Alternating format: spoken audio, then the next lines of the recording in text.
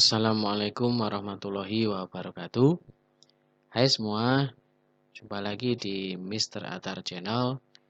Oke ya, di video kali ini kita akan belajar tentang rangkaian sumber tegangan ya.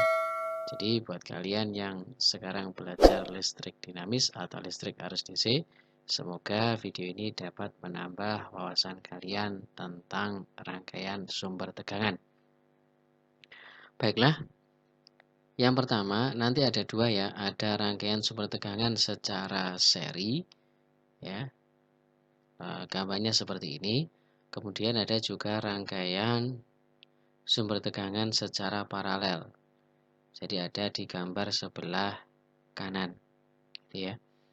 Nah, yang pertama kita bahas terlebih dahulu sumber tegangan yang disusun secara seri. Untuk mendapatkan sumber tegangan yang lebih besar dari tegangan masing-masing sumber tegangan, maka solusinya adalah sumber tegangan bisa disusun secara seri. Ya, jadi dalam sebuah rangkaian listrik, kalau kita ingin mendapatkan sumber tegangan yang lebih besar dari tegangan di masing-masing sumber tegangan, kalau kita menggunakan banyak sumber tegangan, maka kita bisa menyusun sumber tegangan itu secara seri. Nah, di sini saya punya, misalkan ini ya, ini ada baterai 1, baterai 2, baterai 3. Ya, jadi di sini ada GGL untuk baterai 1, GGL 2, dan GGL 3.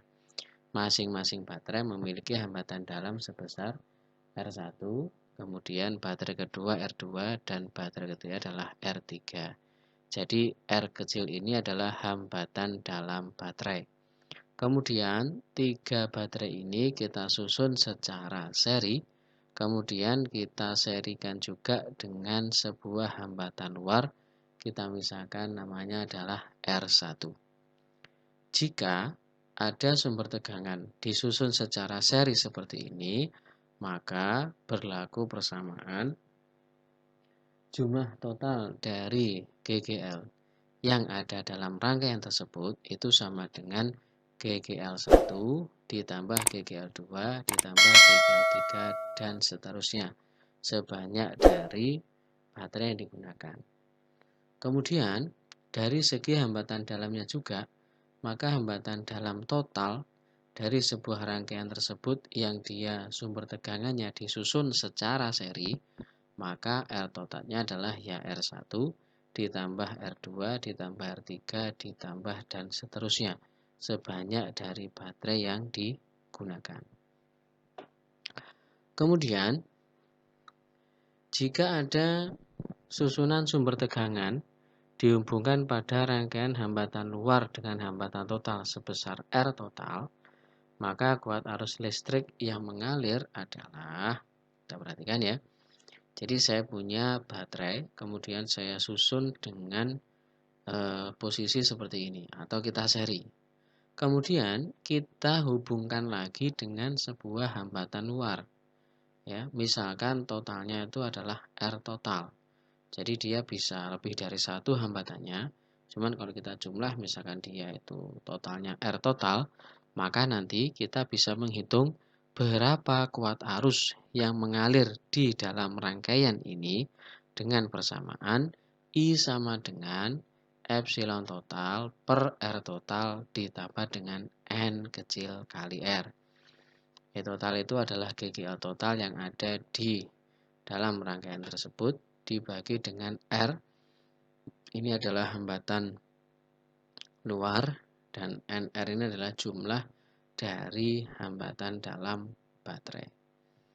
Kemudian jika terdapat N buah elemen, jadi misalkan ada banyak sekali sumber tegangan yang dia disusun secara seri, maka kuat arus listrik yang mengalir kita bisa mencari dengan persamaan I sama dengan N kecil kali GGL atau epsilon per R total ditambah dengan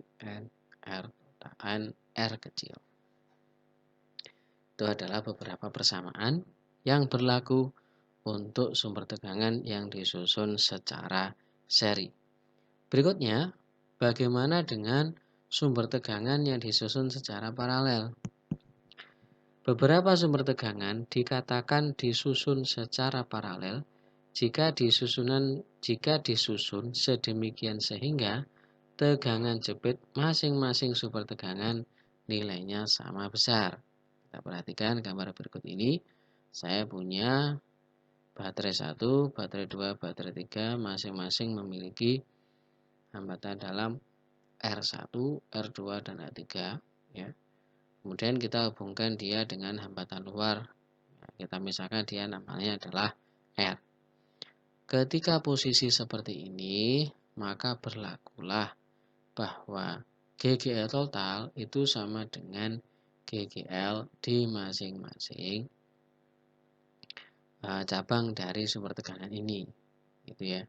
Kemudian 1/R total, gitu ya, sama dengan 1/R1 tambah 1/R2 1/R3. Ini adalah cara untuk mencari R total kalau dia posisinya di paralel seperti ini. Kemudian, jika rangkaian paralel sumber tegangan tersebut dihubungkan pada serangkaian hambatan luar dengan hambatan totalnya itu adalah sebesar R total, maka kita bisa mengukur atau menghitung kuat arus yang mengalir dalam rangkaian tersebut dengan rumus I sama dengan epsilon total per R total plus R total. Ya.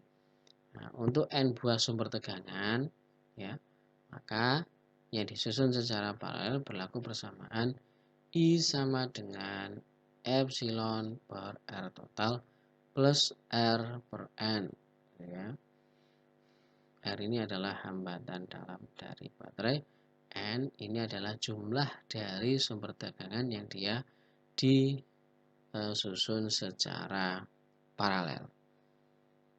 Oke, semoga video ini bermanfaat. Sampai jumpa.